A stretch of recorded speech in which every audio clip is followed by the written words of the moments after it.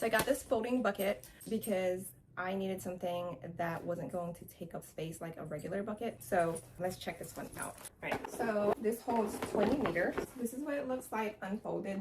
It does have handles on the side, and then there is like this little latch back here. I guess if you were gonna put it on something that rolls, you can latch it on here. Let's fill it up with water and see how it is. All right, so I wanted to show you what it looks like filled with water. I didn't fill it up to the top, as you can for sure. Pretty sturdy, right? It's not like just like tipping over and things like that. It does get pretty heavy for me, so that's why I didn't fill it up to the top.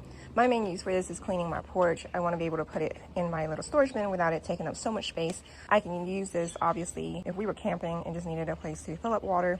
My dogs can drink out of this if we were out and about, like if we were traveling, and I wouldn't have to pack extra bowls.